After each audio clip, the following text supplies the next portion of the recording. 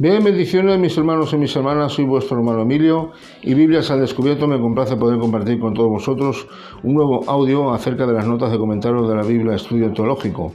Bien, el pasaje que vamos a estar compartiendo es el siguiente: Jueces capítulo 16, versículos del 1 hasta el 22. Y dice la palabra del Señor así: Sansón en Gaza. Verso 1. Fue Sansón a Gaza y vio allí una mujer ramera y se llegó a ella. Y fue dicho a los de Gaza: Sansón ha venido acá. Y lo rodearon y acecharon toda aquella noche a la puerta de la ciudad y estuvieron callados toda aquella noche, diciendo: hasta la luz de la mañana, entonces lo mataremos. Mas Sansón durmió hasta la medianoche, y a la medianoche se levantó y tomando las puertas de la ciudad con sus dos pilares y su cerrojo, se las echó al hombro y se fue y las subió a la cumbre del monte que está delante de Hebrón. Vamos a ver Sansón y Dalila. Verso 4, vamos a ver esta historia. Después de esto, aconteció que se enamoró de una mujer en el valle de Sorek, la cual se llamaba Dalila. Y vinieron a ella los príncipes de los filisteos y le dijeron: engáñale e infórmate en qué consiste su gran fuerza y cómo lo podríamos vencer, para que lo atemos y lo dormiremos, y cada uno de nosotros te dará 1100 siclos de plata. Y Dalila dijo a Sansón: yo te ruego que me declares en qué consiste tu gran fuerza y cómo podrás ser atado para ser dominado. Y le respondió Sansón: si mataren con 7 mimbres verdes que aún estén juntos, entonces me debilitaré y seré como cualquiera de los hombres. Y los príncipes de los filisteos le trajeron 7 mimbres verdes que aún no estaban juntos, y ella le ató con ellos.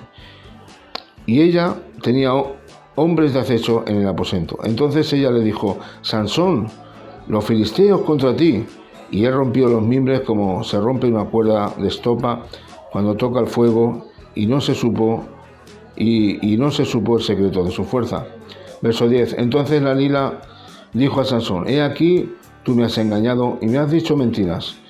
Descúbreme pues ahora, y te ruego, cómo podrás ser atado. Y él le dijo: si me ataren fuertemente con cuerdas nuevas que no se hayan usado, yo me debilitaré y seré como cualquiera de los hombres. Y Dalila tomó cuerdas nuevas y la ató con ellas, y le dijo: Sansón, los filisteos sobre ti. Y los espías estaban en el aposento, mas él la rompió de sus brazos como un hilo. Y Dalila dijo a Sansón: hasta ahora me engañas y tratas conmigo con mentiras.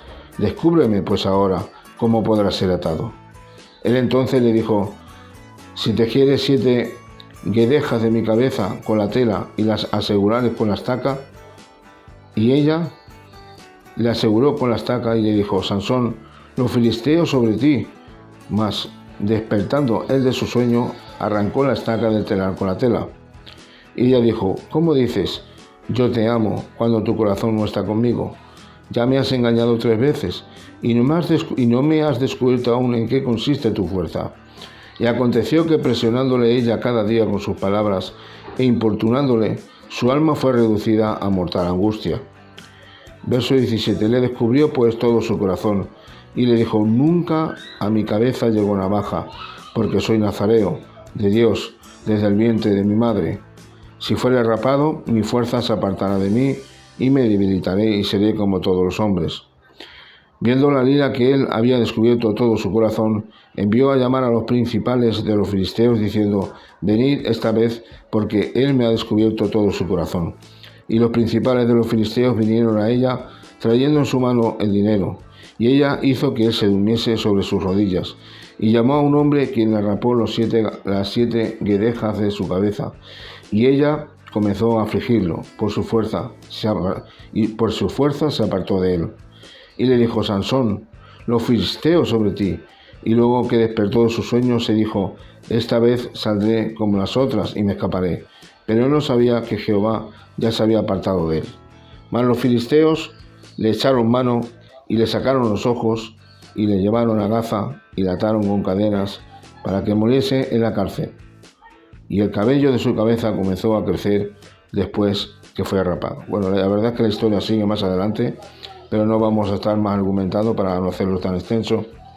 Donde vemos aquí la historia de un hombre, de un juez de Israel, que un nazareo era un hombre consagrado a Dios, el cual había hecho un voto con el Señor de consagrar su vida, no podía beber vino ni sidra, tenía que dejarse el pelo largo, y eso era un símbolo de consagración a Dios. No podía tocar ninguna persona muerta ni cualquier cosa muerta.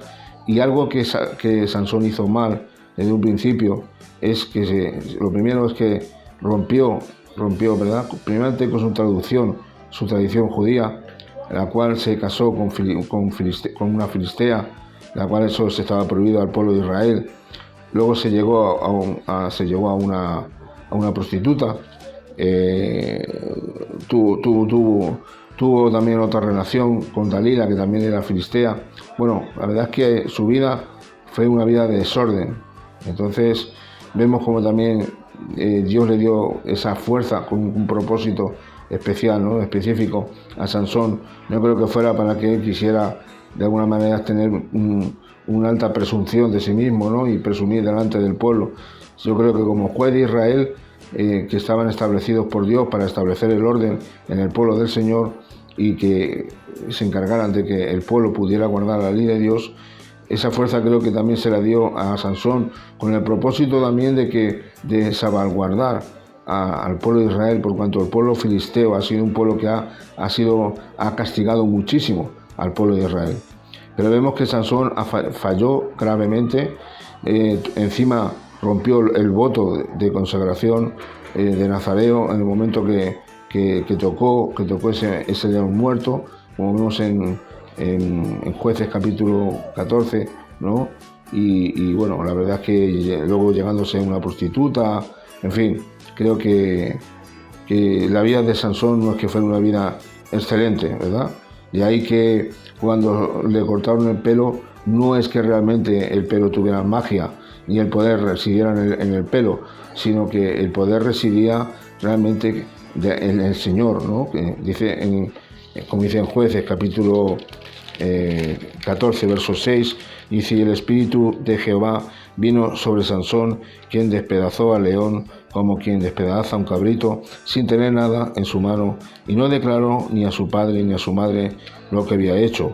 Verso 9, y tomándolo en sus manos, se fue comiéndolo por el camino, y cuando alcanzó a su padre y a su madre, le dio también a ellos que comiesen, más no les descubrió que había tomado aquella miel del cuerpo del león. O sea, imagínense hasta qué punto, ¿verdad?, el Espíritu del Señor en aquel tiempo, en el Antiguo Testamento, descendía para que de algún modo el profeta o el hombre que había sido consagrado para Dios hiciera cualquier labor, ¿no? Hiciera el oficio, ¿no?, que Dios le había encomendado, y venía sobre él, profetizaba, en este caso Sansón, la fuerza que Dios le había dado, y después el Espíritu Santo volvía de nuevo a Dios, ¿verdad? No era como ahora en el tiempo de Pentecostés, que el Espíritu Santo es un sello, el cual el Señor nos ha dado, son la seguridad de nuestra salvación, ¿no? Y está con nosotros, ¿no?, permanentemente. En aquel tiempo no. Bueno, vamos a las notas de comentario y vamos a ver aquí, ¿no? Sansón, hay un resumen del 1 al 31, donde dice Sansón y los filisteos, parte segunda. La segunda sección de las historias de Sansón narra su desafortunado vínculo con dos filisteas más una prostituta. También vemos como también con Dalila, y su venganza final contra los filisteos y su Dios. El significado que el Espíritu de Dios no se mencione en ningún momento en este capítulo. Finalmente el Señor lo abandona, versículo 20, y su milagrosa fuerza desaparece. Claro, cuando Dios abandona a Sansón, en ese momento, cuando realmente, después de haber roto ese voto de nazareo, ¿no?, en varias ocasiones, bueno, pues vemos como que la vida de Sansón es degradada, ¿verdad? De alguna manera inmoralmente, él se contamina y de alguna manera inmoral. Entonces el Señor pues como que tiene que abandonarlo.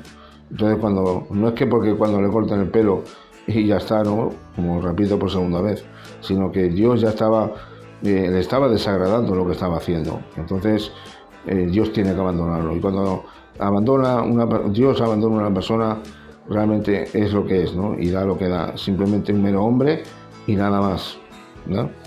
Entonces, capítulo 16 de Jueces, verso 1, vamos a estar leyendo la nota de comentario. Dice, cuando habla de la mujer ramera, dice, el hebreo tiene dos palabras que significan prostituta. Una es kedeshat y hace referencia a prostitutas cúlticas que servían a los dioses paganos, como por ejemplo en Génesis, capítulo 38, versos 21 y 22, y etcétera. No voy a nombrar más pasajes para no extenderme. La palabra que se usa aquí para prostituta es zonakt. Representa la segunda variedad de prostitución, es decir, la más frecuente y la más secular. Lo podemos comparar en Génesis capítulo 38, verso 15. Capítulo 16, versos 2 y 3, cuando habla de a la puerta, ¿verdad? Las puertas de este periodo, la edad de hierro antiguo, eran elaboradas estructuras que tenían una altura de al menos 6 metros, unos 20 pies, y contaban con una abertura angosta y cámaras de guardia a ambos lados. Los dos pilares, cuando habla de los dos pilares que él se cargó, ¿no?, de esas puertas que se cargó a espalda, los dos pilares estaban fijados al suelo a una gran profundidad para dar soporte a las puertas. Luego habla de la cumbre del monte que está delante de Hebrón.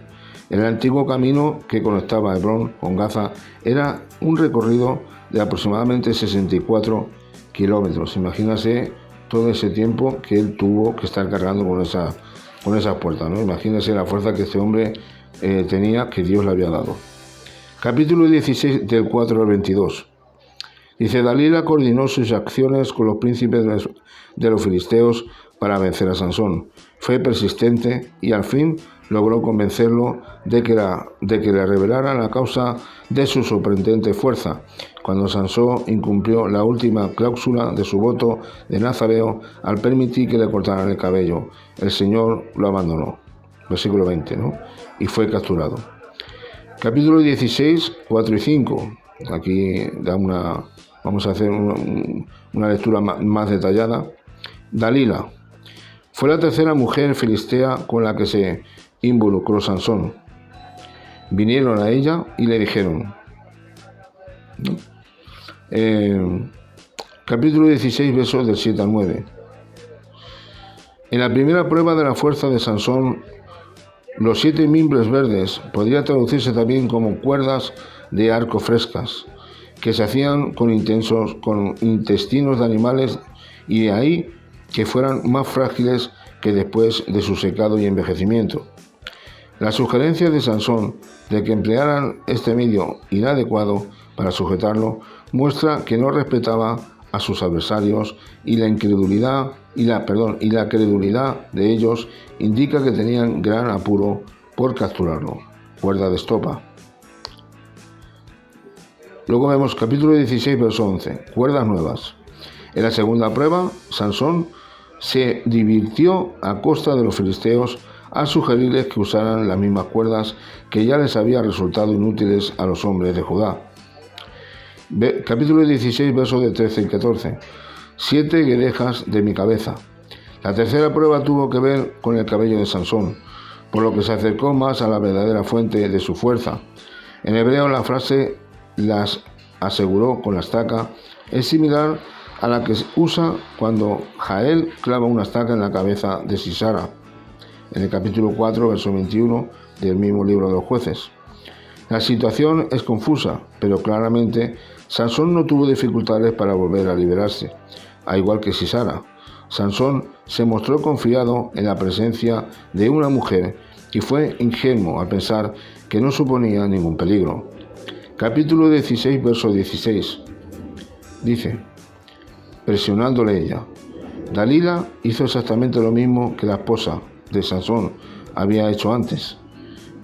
El débil carácter de Sansón vuelve a quedar en evidencia y no aprendió de su error anterior, sino que cedió en ambos casos. Capítulo 16, verso 18. Le había descubierto todo su corazón. Dalila sabía que Sansón finalmente había dicho la verdad. Anteriormente, él había reservado su corazón. Capítulo 16, verso 20 y 21. Jehová ya se había apartado de él. podemos ver la nota del capítulo 14, verso 4. Le sacaron los ojos. Y dice así: la práctica de cegar a un enemigo y luego forzarlo a que moliese granos en un molino es conocida por los textos del antiguo cercano oriente. Esto lo podemos poner como ejemplo con las cartas de Tapirca, de una ciudad administrativa hitita del siglo XIV a.C. Es posible que los filisteos hayan adoptado esta práctica de los hititas. Y versículo 22, el cabello de su cabeza comenzó a crecer. El cabello de Sansón no tenía poderes mágicos, sino que su fuerza venía solo del Señor, como podemos verlo en Jueces capítulo 14, versos 6 y verso también 19, que el verso 19 no lo hemos leído, y decía así, verso 19, dice: y el Espíritu de Jehová vino sobre él y descendió a Ascalón y mató a 30 hombres de ellos, y tomando sus despojos dio las mudas de vestidos a los que habían explicado el enigma, y encendido en enojo se volvió a la casa de su padre, ¿verdad? Y vemos nuevamente como la fuerza que él tenía no venía de su cabello, sino que realmente venía de Dios. No obstante, el crecimiento de su cabello indica que estaba renovando su poder anterior. Es posible que la fe de Sansón también haya comenzado a renovarse. Bien, hasta aquí las notas de comentario. Sí, creo yo que conocemos la historia perfectamente, la hemos visto en películas, en dibujos animados, ¿verdad? Y conocemos la historia perfectamente bien. Cuando empieza a crecer el pelo a Sansón, vemos como realmente él reconoció su condición, que había pecado, reconoció que lo que había hecho, todo lo que había hecho, pues estaba mal delante de Dios, había roto su voto de nazareo, y por lo tanto cuando le empieza a crecer el pelo, eso creo que puedo decir confiadamente que eso fue pues un acto de que él se arrepintió y que de algún modo, bueno, pues empezó a creer en Dios y a pedir perdón a Dios, y de algún modo cuando le empezó a crecer el pelo, porque Dios permitió de algún modo que de nuevo, ¿no?, viniera su fuerza. De ahí que vemos que Dios de nuevo, a renovarse con Dios de nuevo le da esas fuerzas necesarias para que cuando le atan en esos pilares, ¿verdad?, bueno, pues él empujó y bueno, pues todo aquel templo y todo aquello fue derribado, aunque él murió, pero a pesar de todo esto pudo cumplir su cometido, ¿no? De algún modo como que se puso a cuenta con Dios y Dios le volvió a dar esa fuerza, ¿no? Él murió, pero bueno, yo creo que de algún modo murió contento, ¿no?, sabiendo que si Dios le había dado las fuerzas porque tenía el favor de Dios. Y les digo algo, mis hermanos, creo que no hay algo tan desagradable como que realmente fallarle a Dios, ¿verdad? Cuando somos hijos de Dios, que el único nuestro deseo es agradarle y hacer su voluntad, y cuando le fallamos porque hemos pecado o porque estamos haciendo cosas que a Dios no le agradan, pues creo que es algo que realmente a Dios tampoco le agradará, ¿no? Ver cómo nuestras vidas, que decimos ser cristianos y decimos que nos santificamos y que realmente estemos haciendo prácticas o cualquier cosa que a Él le desagrada, ¿no? Por eso a veces Dios permite que pasemos por situaciones de prueba, situaciones en las cuales Dios está disciplinándonos y poniéndonos a prueba nuestra fe, ¿no? Es algo, bueno, no sé si decir algo parecido, pero de verdad que cuando nosotros practicamos el pecado, hacemos una práctica que no debe ser así, porque el cristiano verdadero no tiene que tener práctica de pecado. Puede pecar, pero no vivir una práctica de pecado. Pero puede ser que en alguna situación es así, ¿no? De alguna manera, en una situación un poco esporádica, puede haber alguna persona que, siendo un cristiano verdadero y haya hecho una práctica de pecado, aunque luego reconozca, ¿no?, y se arrepiente y vuelva a Dios, pues es verdad que en ese momento pues el Señor pues se aparta de él, porque realmente, aunque tenga el Espíritu Santo, que sí puede ser que lo tenga, ¿no?, pero vemos que esa persona, si realmente luego vuelve a Dios, se va a ver, ¿no?, y se va a ver que realmente es un hijo de Dios. Pero todo ese tiempo está perdiendo toda la bendición de Dios, está perdiendo su santidad, está perdiendo todos los beneficios de gracia que Dios le ha otorgado, ¿no? y el favor de Dios. Y entonces creo que esa persona que realmente está haciendo esa práctica de pecado, tiene que pedir perdón verdaderamente, arrepentirse y volverse a Dios y dejar ya esa práctica, ¿verdad? Porque eso no es un hábito habitual en la vida de un cristiano. Nosotros hemos sido llamados por el Señor para vivir una vida de santidad, una santidad progresiva, que es la que nos lleva a una madurez y a un crecimiento y a hacer la voluntad de Dios. Bien, pues nada, mis hermanos, hasta aquí este audio, espero que les haya gustado. Dios mediante estaremos compartiendo otros audios. Y nada, si te ha gustado, dale un like, compártelo. Si no te has suscrito al canal, suscríbete. Y hasta la próxima, que Dios os bendiga mucho.